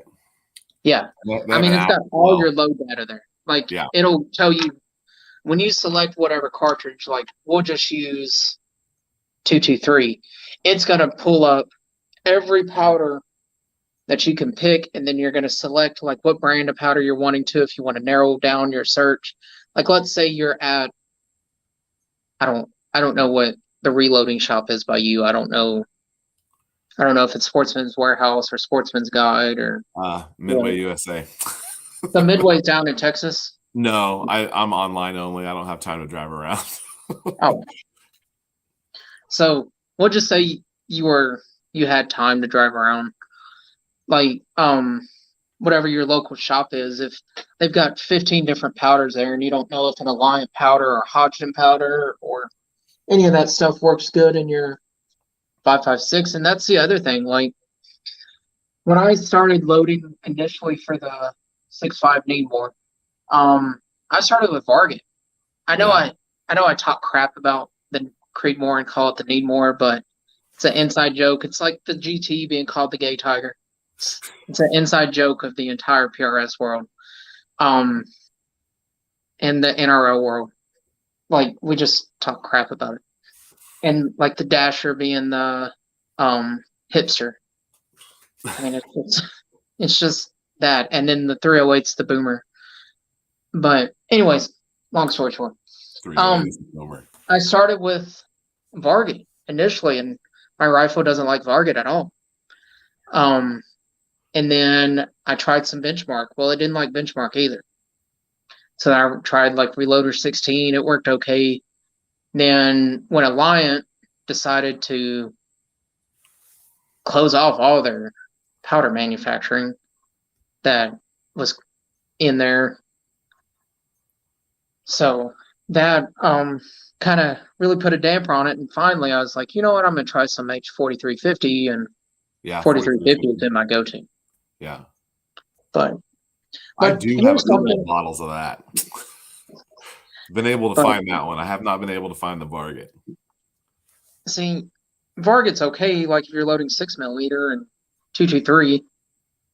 No, they have a Lion on there also, Tread. I would know. I bugged them to add it on there because everybody runs a Lion too. Vitavori powder is good powder too, but it's super hard to come by. Yeah. I mean, Vitavori has been a lot here lately with like Hodgson being so slow and everything. Like Vitavori, I've been seeing a lot of that. Have you heard of Shields? Yeah. Okay, so there is a Shields here that I've popped in on a couple times. They never have any powder, but I kept seeing people say on some of the channels and chats and stuff, just like, hey, go to Shields, they've got primers. And so I popped in there probably 5 or 6 times and looking for primers, and they'll have a couple of powders, and I bought a couple powders here and there from them. Mhm. I would prefer to buy a powder in person because I'm getting hacked off paying the hazmat fee to ship it. But Oh, dude. I'm so glad Mid-South is 20 minutes down the road from my house. I've ordered from them. Yeah. So I know, like I've seen a lot of, so I'm on a lot of reloading networks, like pages and groups and stuff like that with Tapatalk and stuff like that. I don't know if you know what Tapatalk is, and like Sniper's Hideout. And I've seen so many people ask, is Mid-South a legitimate place? Yes, it is. It Yeah. is 100% legitimate. I go to that business all the time. So I will tell you, Mid-South is very legitimate. Same with Euro Optic. Euro Optic is 100% legitimate too. That way, we cover that basis. Same with Midwood. Man, on these Facebook groups, there's some sketchy companies popping up. Oh yeah. Oh yeah. I'm not in Nashville. I'm north of Nashville.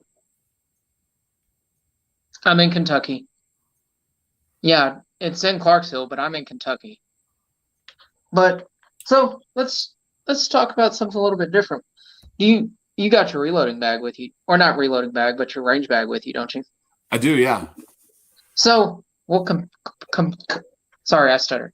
Compare and contrast a little bit. Reloading bag versus or reloading bag. Range bag for a hobby shooter. Range bag for somebody that does this for part of their income. Yo, So you man. always gotta have your tassels that say life isn't perfect, but my aim is, because that makes you just that much of a better shooter. You know what I mean? So I'm mostly set up for wait, Pincots, you're not in Lubbock, are you? I did not know you were in Lubbock, if that's what you're saying. We're saying you're in Lubbock. Yeah. Okay, so I'm mostly set up for pistol. Okay, that's fine. But if I'm shooting a rifle, I do have a separate rifle bag that goes. You have your ammo binder? What is that? So do you have an ammo binder? So I got the Gay Tiger ammo binder because I'd like to play like pick on people, because I guess I'm a bully, I don't know. But we always aggravate the GT guys. So I got the Gay Tiger ammo binder. That's must have at matches, because carrying ammo boxes is not feasible. You know what I mean? I have the 3D printed ammo. Oh yeah. Like we can even go as deep as like quality shooting bags too. Like a lot of people, I got a lot of grief when I dropped my video about premium shooting bags on my channel, and was kind of kind of dogging people for running like these Walmart bags. And I wasn't doing it to be a jackass or anything, but it was like, holy crap, I kind of got like, I guess, shot down a little bit by people of like, hey, fuck you, asshole. You know what I mean? I use the rubber, the chunk of rubber that is free at the range. That's what I use. Really? You got to get some good shooting bags, especially if you're going to get into rifles and stuff. Like an Armageddon bipod on the 6.5, and then I just run it off my shoulder. I don't bag the back of it. So you need to get a medium game changer from Armageddon gear. I've heard of that. 100% legitimate, 100% legitimate company, based out of Georgia. I shoot PRS with those guys. They're good people, American made, American products. I mean, let's support that. And then you got to have your rear bang bag. I mean, this is another Armageddon gear bag, so that's like silent plug again for Armageddon gear. Like, gotta have your rear bang bag. That's almost Miles has got my back here. He's been shooting for 18 years and he's never had a shooting bag. Really? So, like the other thing that I keep in here, and I never use it, and I'm guilty of never using it, is my bag rider and my bag rider plate. That connects via ARCA. So it connects just like how, like, you know what ARCA is, right? Like ARCA Yeah. Swiss. That's what's on every single one of my rifles is the ARCA Swiss. And I never use it. Oh, It's like yeah. a See, $400 setup right here. And yeah, I never used it. that's what I was going to say next. Like, never used it. And then, of course, like my cylinder rear bang bag, like this is the one that I was telling Matt to get. And that's the one that he ended up getting. Well, I don't mind upgrading some of that stuff, but they're expensive. Like you're talking this bag here, it's like $125 just yeah, I for mean, that you bag. have $500 in bags right there. Shit, there's more than that. Well, That's plus like that, 70. plus the link. I mean, plus the hookup. Yeah. I mean, well, like, so I just signed a deal with 511. I'm sure everybody knows who 511 is. Yeah, I just signed a deal with those guys, and they sent me this bag and a bunch of shit, like pouches and stuff. Like, how many mags do you keep with you when you go to the range? how many mags? Mhm. If I'm usually between pistol and rifle, usually it's 3 to 5. But I have a magazine system, so I have a certain amount of magazines that are all like put in different places. Like some of them are in like bug out bags and range bags, and there's some grab and go stuff, but there's specific mags that are like either pistol or whatever that are always in the range bag. So I end up shooting the same ones, but I can swap those out, and they're all numbered. I have a very specific video on how I number my magazines. So I can keep track of if one is not performing, which I actually have a Glock factory mag that I'm not very happy with right now. So do you keep one thing that I really learned, like there's some other stuff in here besides just like my bags, like I started keeping, this is gonna sound really frivolous and just really dumb, and people are gonna think that I'm crazy when I say this. But I started keeping a can of just compressed air, like that you buy from Walmart for keyboards. Oh, like a spray, yeah. Yeah, I just started keeping that in my range bag. I was at a match down in Florida last year, and it was right before one of the hurricanes come in, so it was super windy, super dry, super just bleeding. And everybody's actions quit running. And so they I went to Walmart the night after the first day or night after train up and just picked up a can of um that compressed air. Yeah. Just literally sprayed out my action like halfway through. I was one of the only people that didn't have issues out of my action because I blew all that Oh, sand and interesting. shit out of there. You got to think outside of the box a little bit with it. Yeah, I've got that, bro. Walker. All right, so I only like the ones that like have the mic that turn on and off, the electric ones. Only a fan of those. I run the Walkers. I'm DIY guy, so I always have screwdrivers. I have a little multi-tool as well. We've I like got how organized you are because I am far from it. several different kinds of ammo in addition to if I've reloaded my own ammo for the occasion. And then I've got this little hard case, and in here we've got, usually there's 2 or 3, because these are I think these are pink. I'm colorblind. These are like pink or purple. Those are for my daughter. Sometimes I have to tape her eye, so I tape off her non-dominant eye. Is she blind in one eye? This is the other thing that people need to take in realization. I am completely blind in my left eye. So when I don't like when people say like it's a vision game and stuff like that, because that is far from the truth. I am blind in my left eye. Oh wow. I am pretty high ranked over guys that have 2 eyes. Cleaning cloth. I definitely have a flashlight, cleaning cloth, mag loader. It's Texas, so I got a sweatband for my wrist. Several Allen keys. These would be. I didn't throw these in here. These are specific for specific things. Snapchat. You keep extra M-lock stuff, like I M-lock. do. In my rifle bag has that. So like I've got my weights on my rifle. Like you see them. Can you see how my rifle goes from black to brown here? Yeah.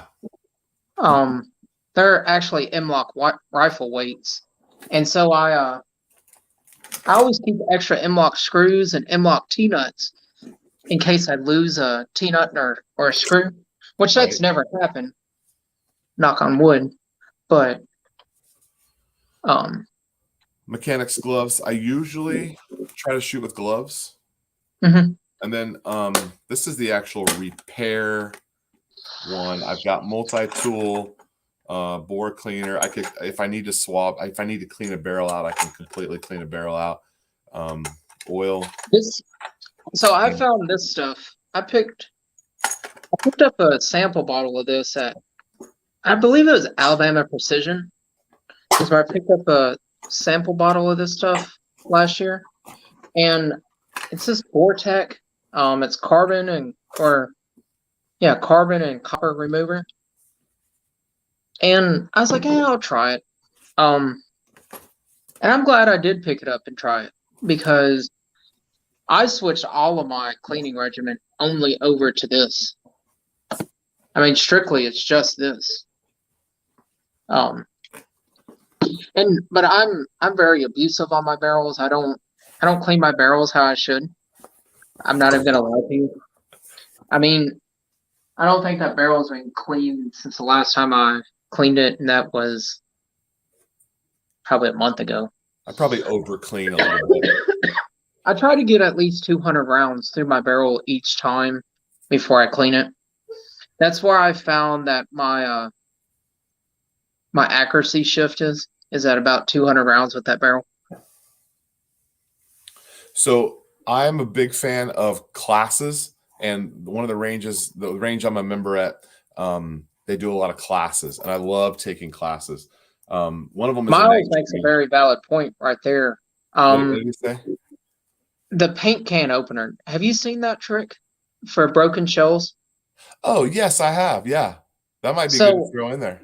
I've got one hanging here on a carabiner that I keep just handy.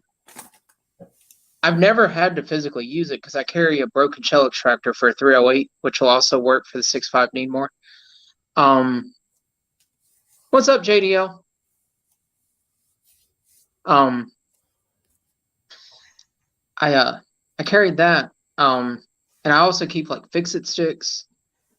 Do you know what fix-it sticks are? Uh-huh. So I don't have any, but I've seen them.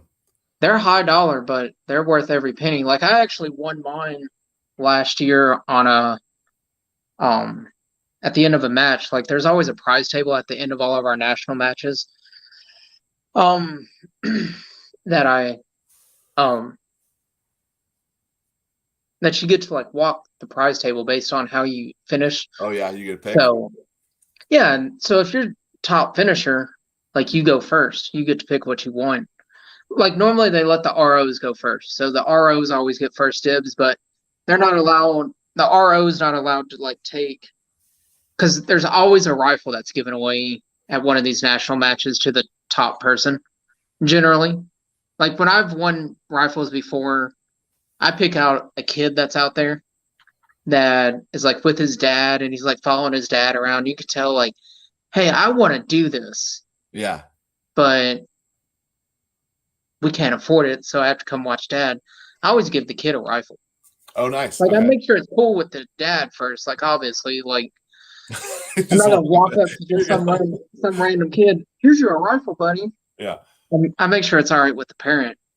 But feeler gauges, too. Oh, yeah? Okay. Have you ever used feeler gauges to mount your optic?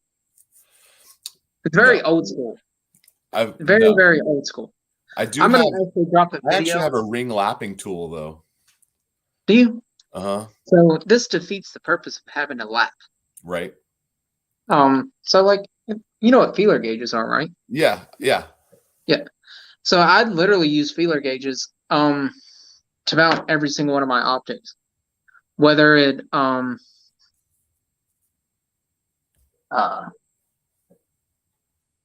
whether I'm mounting it on here for the first time or um not. I always keep feeler gauges with me with my fix-it sticks. They actually go in my fix-it stick thing. But what is I had my first in 30 years of shooting, found out how to wreck a AR-15. So you negligent discharged with the barrel down, thank goodness. Is it your first time doing that? Because we built a super shorty 300 blackout at the shop. I don't know, this is a couple years ago when 300 was really starting to pump. Like, you asked me a lot about the 8.6.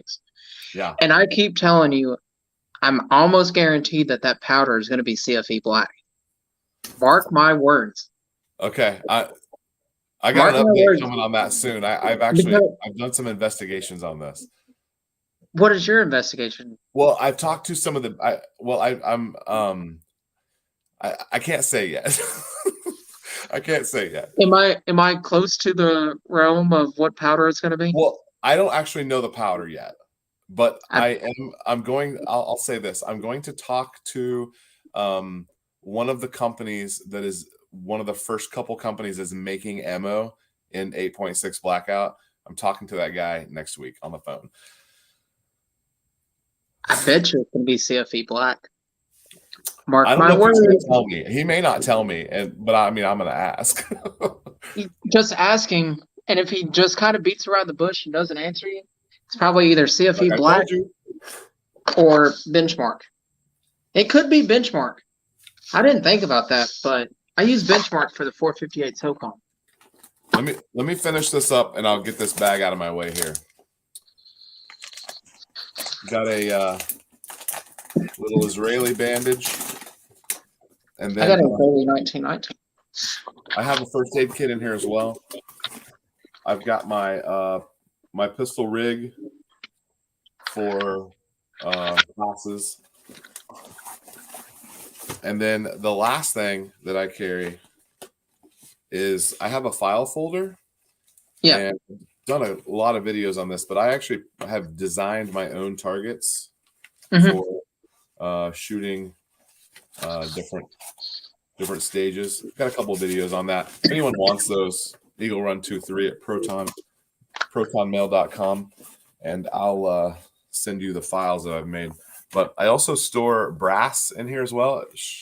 Fired brass goes on the side, and that's my class bag, because I'm a big fan of taking classes. I recommend people take shooting classes. Go take a class at your range. Oh yeah, training is a big thing, but there's a really good comment right here from Pincots. I think I'm saying that right, and he's asking, how do people get started in competition shooting? And I can tell you, a lot of practice and a lot of going to your local club match and getting humbled. Like, I know that sounds really bad saying it that way, but it's the cold, hard reality of it. Like, this year will be my first year at K&M as a pro shooter with a amateur rookie shooter that I will be teamed up with the rookie shooter at K&M for 3 days. Oh, cool. Where my points and their points determine what place we come in. Oh, nice. Okay. His time is 2 minutes. My time is 1 minute and 15 seconds. Like a pro-am. Yeah. So he'll be unregistered. I'll be registered as a pro. So he'll be but it has to be somebody that's not PRS, not in the NRL, and not sponsored. So like, you don't have a PRS number, you don't have an NRL number, so on and so forth. But I know that sounds really, really bad, putting it that way that you're gonna go to a local match and get humbled. You But got to learn what Tread you is don't right know, though. too. Like go to a match and observe, but there's only so much you can learn observing because when you're shooting off of a tank trap, and if those of you guys that are interested in this stuff and seeing like what my practice truly looks like get over and subscribe to my channel because all my videos I upload are literally me live firing at the range, practicing on various barricades, various distances, transitional barricades, transitional distances. Like you've seen a lot of those, haven't you? Yes. Yeah. Good stuff. And Definitely go subscribe to Bending Ballistics. He can point you in the right direction on what to look at. like, and I also put some of my like 2-gun and 3-gun stuff. But the thing of like us taking a break on the national level matches that I shoot, there's not a such thing as taking a break. Besides when you're walking to the next stage, we don't physically take breaks like that. So our break is literally you shoot that stage and you're packing up and you're going to the next stage on the national level. Now your club matches might be a little bit different, but a 1-day match is so much easier to learn and to work on things with at that 1-day match because you're going to have guys like myself that run the national circuit at local matches because there's so many matches that I have got to shoot minimally. Sorry. That I have to shoot in order to progress. I guess the best thing is, and the rules are constantly changing. Just how Tread says, like there's some crazy rules that changed last year that kind of pushed me out of the division that I'm in and pushed me into another division because I refuse to change my optic. I'm not doing it. Yeah. I'm not doing it. You can bump me up in a class all you want, but I'm not changing my optic. And maybe that's my arrogance, but You like what you like.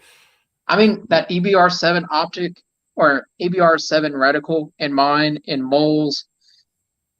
No, I'm an MRAD. Sorry. Is that's my baby.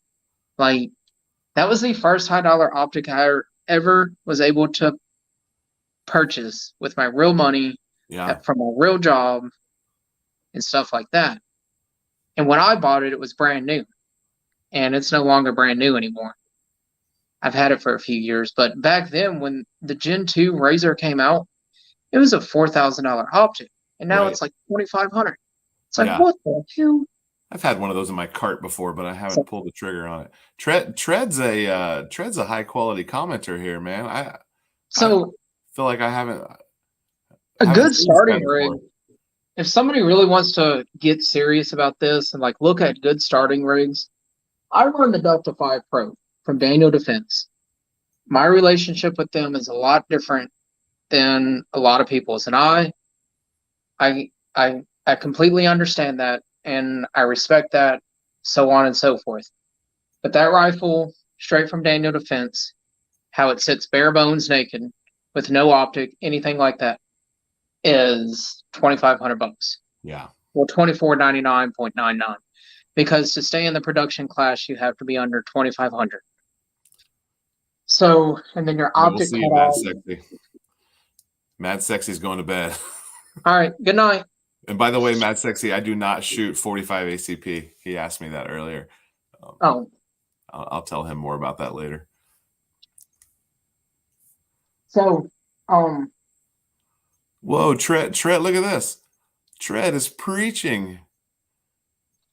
Oh no, I thought Tread was saying he was preaching in the morning. Like, no, maybe Mad's preaching in the morning. Oh. Sorry, I saw that too quick. I'm like, wait a second. Tread's a preacher. Well, I mean, I've seen crazier things. PSA or nothing. But like a really good, are you meaning like Palmetto State Armory or nothing? Or are you I don't know what he was saying. but or public service announcement, so on and so forth. But before you go, Pincots, hold on one second. Like you got the Delta 5 Pro from Daniel Defense. You got the Savage 110. You've got the Ruger RPR. You have the MPA, either standard chassis or pro chassis. You have MDT LSS or LSS XL are all going to be phenomenal rifles. But if I was going to start, I would not start in a bolt action rifle. I would stay where I started initially in a gas rifle and learn how to do it because your competition is a lot less in gas. The guys that run gas that are good in gas, they don't touch bolt action rifles. They strictly stay gas rifle. But the guys that run bolt action, unless you're like myself that am just like a trigger whore, just kind of bounce between them both. But my channel does a lot of that for me. Like, right. I mean, 3-gun, I've got contracts that I have to finish for 3-gun. So that's no questions asked. I have to do that. But it is what it is there. Well, let's like maybe we can message each other here. We've had some really good questions here. Looks like Pencots is out of here too, and maybe the new Texicon is out of here also. I need to sign off here in a minute, but let's discuss and see if we can make a list of a few things to revisit here. I'm going to be working with Echo's reloading chamber on reloading, on starting to reload some 6.5 Creedmoor stuff. I'm sending him some brass and some bullets that I'm going to use. Him and I are going to collab on that a little bit, but I'm also super interested in finding out more from you about. I've made some decisions before I've asked you questions, and so I'm fearful that I've gone a wrong direction. But we can, Texicon's also rolling out. So let's see if we can make a list of stuff, and maybe we can revisit this. I'm hoping that my schedule will allow me to do a couple of more lives, and I'm hoping to. I have a list of videos that need to be edited or made, so there'll be some good stuff coming up here too. I've also been to the range twice, and those videos have not been edited. Shooting a pistol, so there's a lot of stuff like that coming up. But I'd love to work with you on 6.5 Creedmoor. I need to. You're only going to load on your progressive, correct? 6.5 stable. I have it. You do? I got 5 pounds of it. Okay. Looking at my reloading Bible real quick. Now I don't load with stable for the 6.5 Creed, but what grain projectile? 140 or 147? 143? See, I already made this decision before I asked you. 153. I can't read what that is. There's a glare. It's 140 grain. 140 grain spear, and it's what do they call that? A Spitzer? Yeah. It's 6.5 stable. Your load is starting at 40.5.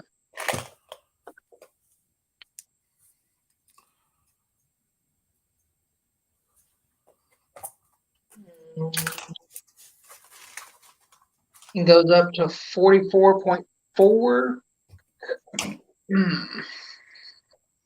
Where would I start? I would start probably. You're running this in a gas rifle? Yeah. I'd probably start at 42 grains.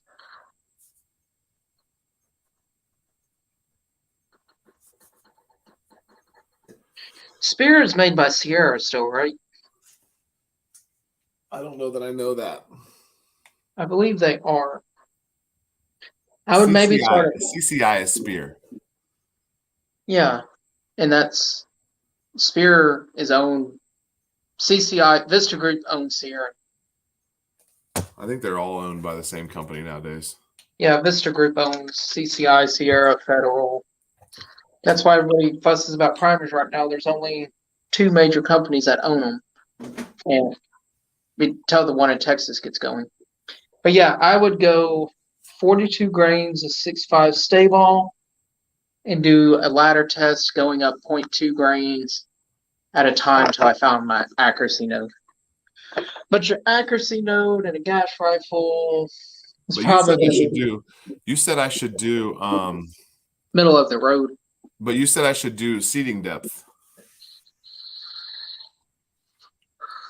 On a gas rifle, you're restricted to your magazine. So it's calling for So go as long as I can. no. I seat mine a little short. The 140 grain should be seated at I'm just gonna shoot pigs, Tread. That's all I'm gonna do. I'm gonna 2.780. I'd probably seat it at mine's seated at 2.663. But I'm also loading That's on your harder. Yeah, and I'm loading a lot hotter. But I've got a 30 thousandths jump. Oh, okay. But I'm also magazine fed AICS style mags. I would probably go 42 grains. Start with 42 grain charge. And 42 grain charge. And I would seat my depth start at 2.776, or actually just load straight to the completed overall length of 2.780. Honestly, 2.70. 2.780. Okay. Find your, because those Spears and those Sierra hybrids like that, they like about a 30 thousandths, 40 thousandths jump to the lands. I learned that with the Dasher because I don't like the Hornady 108s or 109s. I don't think they're very good. That's not a match bullet. That's what I want to. That's what I want to shoot for. Yeah, but it's still the Burger hybrid. Burger and Sierra hybrid are Let's see if I have one other one. the exact same. Dude, we can go off into a total tangent on this. So I do have. What do I have here? I've got the Barnes burner matches. These are also 140 grain. And I feel like I can shoot pigs with these. They're like an open point. Mm-hmm. Yeah, mine are. Here's my match. Yeah, a little open tip, yeah. Yeah. But I've shot deer with them at 300 yards.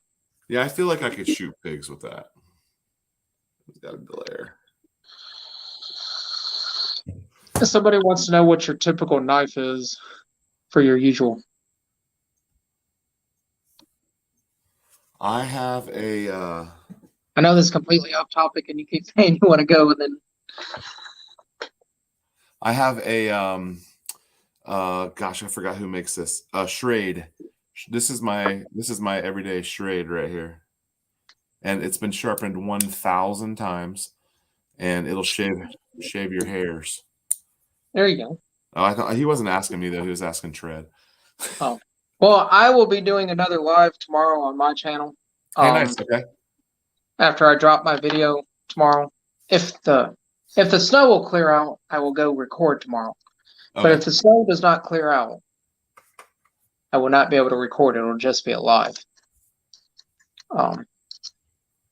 So if the snow clears out, because we got pounded with like 6 inches of snow last night, and disgusting. Yeah, I moved here from Wisconsin to avoid all this snow, and we get a bunch of snow. You didn't go far enough south. No, I didn't. But I have a question for your audience before we leave. Has anybody here use the hold-up display walls. I don't know how many people are watching right now. We've only got like 6 or 7 left in here. How many were we up to at one time? I don't know. I don't know. A couple dozen, I think. Huh. It's smaller than I thought.